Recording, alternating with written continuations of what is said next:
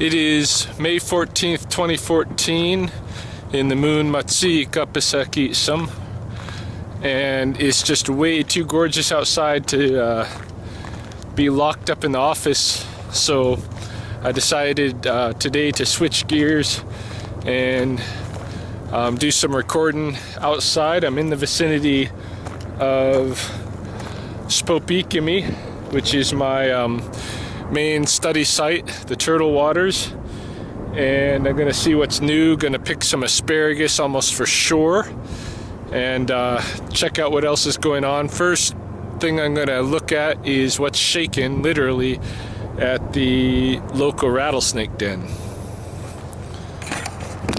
It's kind of a mystery going on here. You see these big puddles. There's these honeybees, European honeybees, out here messing around in the mud on these big puddles. I don't know exactly what they're up to, what interest they might have in the mud.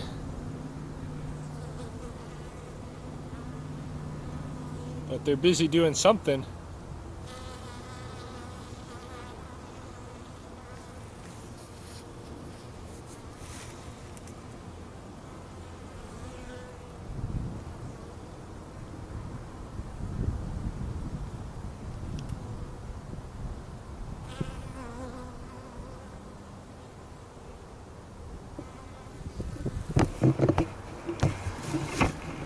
All I can think is that they may use this mud possibly as part of their material to construct their nest. I mean, that seems like the most likely scenario. Use it to in some manner to construct part of their hive. I have no idea. I mean, I always thought the hive was made out of mostly organic material, but I don't know. Alright, I'm here at the den site. I'm going to turn the camera upside down and drop it down, see if there's any snakes around.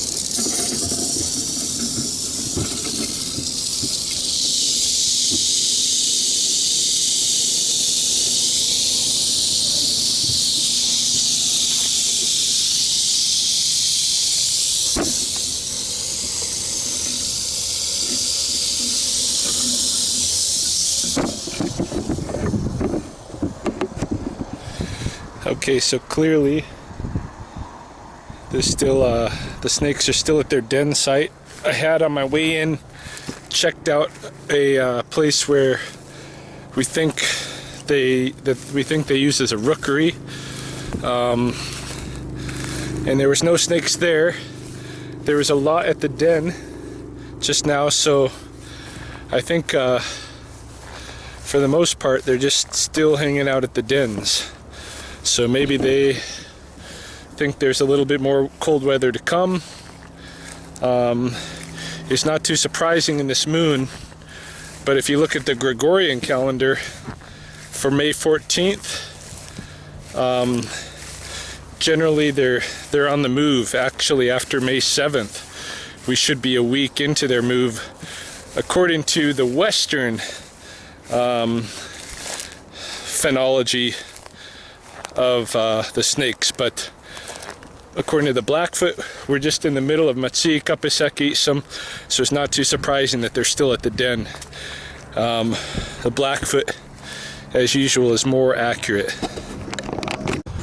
Yeah, this year I would really like to learn some more of the names, the identifications of the grass that grows. You know, there's all kinds of species of grass, and I've really just not put a dedicated effort, concentrate effort to learning the names of the grass. So I want to do that this year. Today, the one that I'll take away to learn, I think, is going to be this one here that has kind of the wide blade with a purplish tinge toward the top on a lot of them. I don't know what kind of grass this is, but I know it grows all over the place. I'm pretty sure I've got some in my garden, in my yard, this kind of thing. Sometimes grows in big clumps like this. But in any case, yeah, it's got the wide leaf, purplish tip, and hopefully I can look it up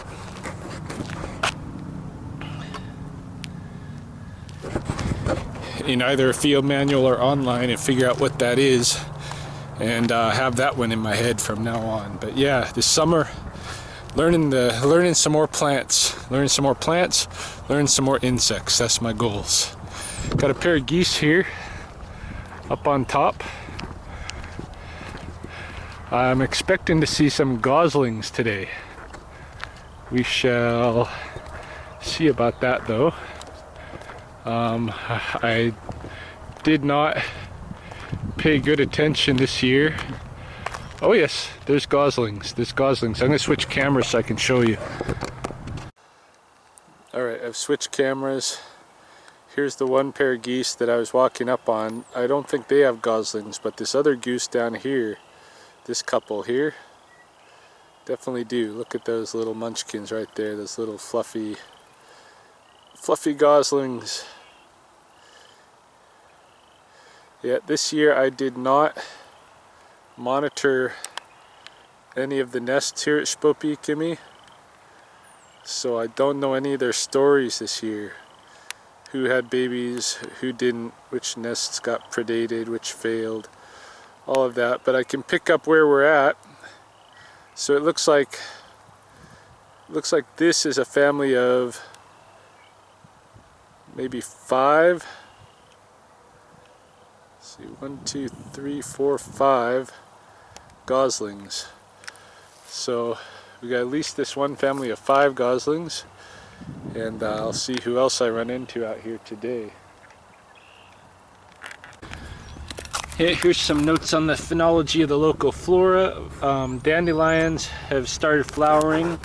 You can see the absinthe leaves they've been up for a while, but they're getting a pretty good height to them.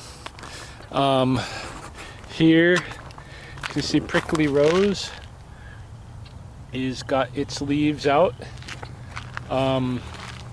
Over here you got golden currant, which was leafing out last time I visited, and now it's in flower. I saw that the bulberries, the flowers had already passed at this point, and now the leaves are starting to come out. The choke cherries are in leaf. The flower catkins of the poplars are starting to drop off. They are not leafed out yet, those bigger trees. The cottonwoods are pretty much the same. There's a lot of catkins going on, and some of them are dropping. What else have I noticed in terms of the flora? I don't know, I'll point out some more stuff as I'm going along. Just checking out this turtle here. I'm by the old Shoreline Beaver Lodge, and as I came up here I noticed there was a turtle underwater here. Let's see if I can find him.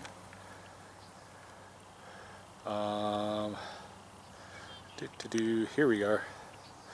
It's just hard for me to see in this viewer. Spope B sits on top. It's the painted turtle. I expect to see plenty of them today on this warm day. Not noticing any pike. The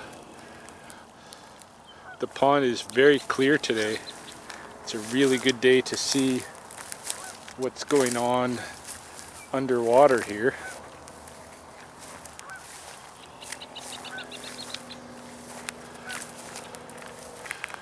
See, there's red-winged blackbirds around. There's a bunch of turtles back this way.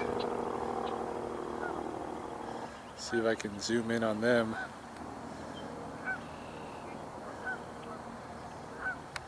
There they are, hanging out there on that log.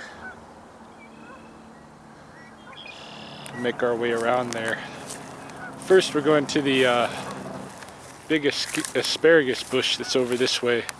Hopefully, I haven't missed the window. It's not too big yet to gather.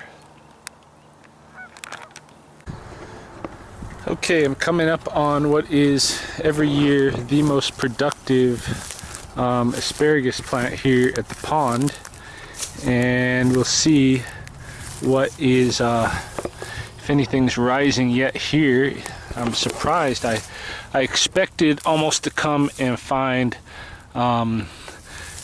big asparagus shoots already branching out, but no, we do have some shoots coming up. This is a shoot right here, an asparagus shoot. This is a shoot right here. I see some in here, but they're pretty small. I'm gonna pull out the old plant, the old stalks, and get down to see what we really have going on here. Okay, that little bit of work is done. Mahoney and I have found that if you pull the old stalks, it definitely seems to promote the new growth a bit better than it would without pulling it. But yeah, what I'm seeing coming up are excuse me, are pretty small, stubby little asparagus tips. None of the big ones are rising yet, and I'm sure they will be. See, there's one coming, another small one coming up.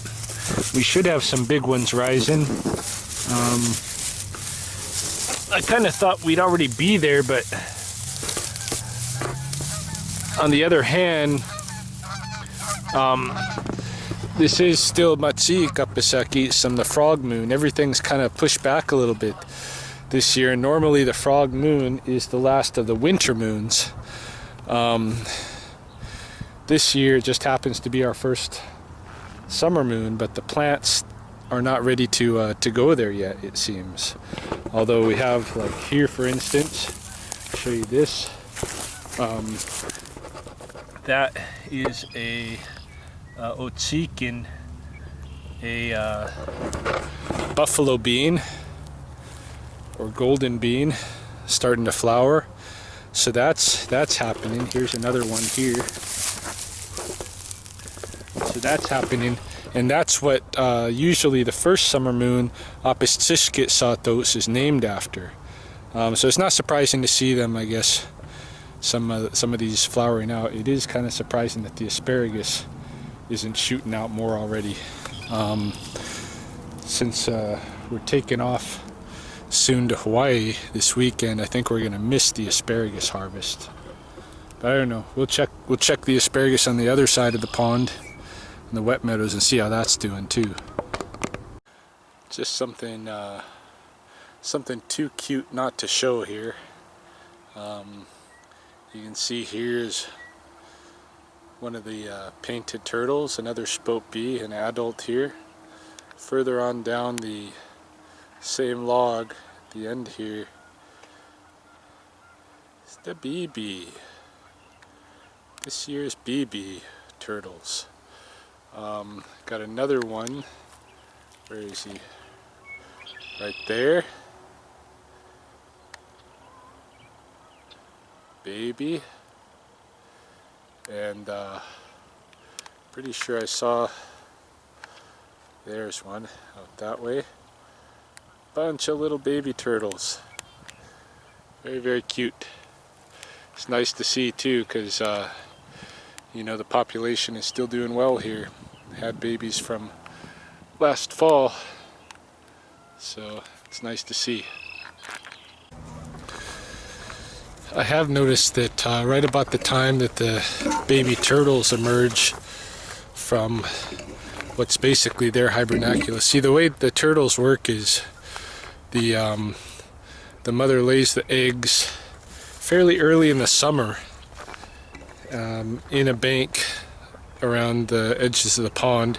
She'll find a nice bank and she'll dig a hole, basically peas, and then to wet the soil, and then uses her tail and her back legs to push dirt out, and she creates a little hole where she lays the eggs. There's a bunch of eggs, and they're kind of leathery, off-white colored eggs. And anyway, by fall, or before the end of summer, those eggs hatch, but the baby turtles do not emerge. They just stay in that den that she's built them, and they stay there until this time of year, Machi Kapesaki, the frog moon, and then they emerge. And so they've been underground all this time. Turtles are pretty amazing. I've heard stories of turtles that have been, buried under concrete for decades, and then the concrete is unearthed and the turtle is still alive. Oh, I just found something very cool. I'll see if I can show you. We got a lot of neat insects here, some of which I've learned their names. One of the really cool insects we've got is called the six-spotted fishing spider, and so called because at one point somebody had doctored pictures of the spider eating insects or eating fish. In fact, of course, it's just a wolf spider that eats insects, but its unique gift is that it is able to walk on water. So it basically goes around and finds insects that are in the water and grabs them from the surface. It's able to somehow, the surface tension of the water is such that it is able to walk on it. So I've got one right here. I'll show you. Probably best if I just keep the camera in the holder and lean it down as I did with the snakes.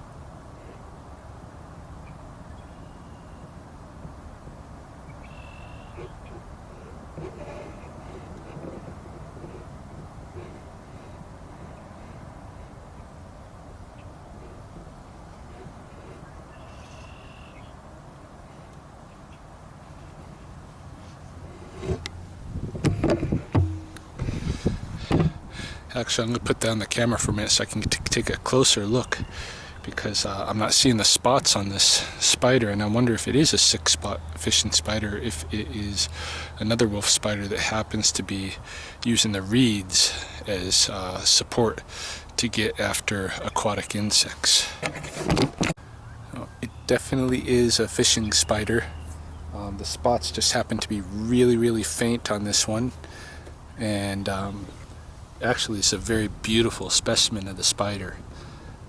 It's just got so much shine to it today.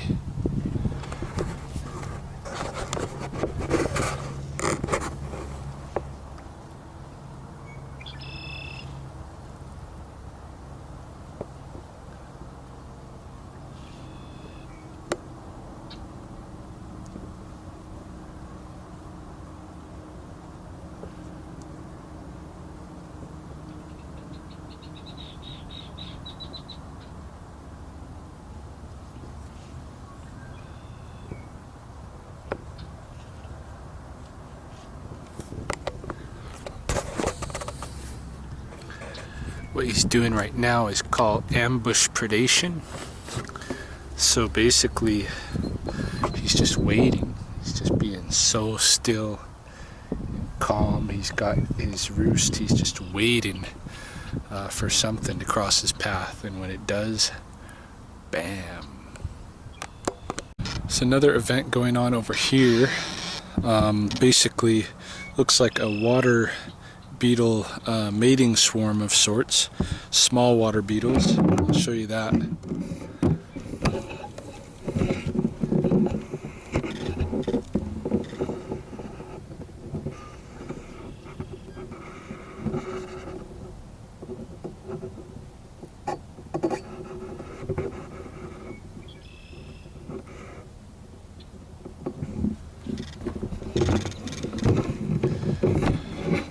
Yeah, they're freaking out. That should be expected when something foreign, perhaps dangerous, comes sneaking up on them. Oh, I just see two baby turtles here, so pretty.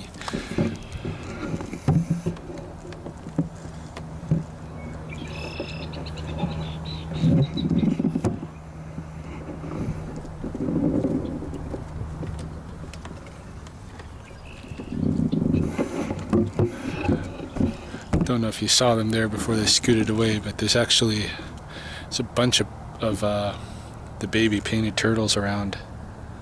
It's nice to see. I should have brought the waterproof cover for this camera. I could have submersed it and possibly get some footage of the turtles and or pike, other things underwater, but just wasn't thinking before I left the house, I guess.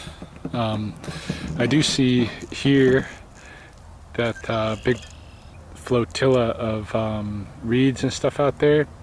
That is the remains of the beaver's food cache from the winter. So it's floating away in this direction. It's probably going to end up over by the log jam at the north end of the pond there. If it doesn't hit shore, that's usually where it ends up. The current, I mean the pond, although you can't really tell when you see stuff like this, you know there's a very, very, very subtle current in the pond, and it's the same current that's in the river, because this pond is truly an oxbow of the river, although it's not obviously so. It is the case. And in fact, on the other side, on the south end, there's the spring that feeds this. So very, very slowly the water moves in this north direction, the same way as it does at this spot in the Old Man River at the moment.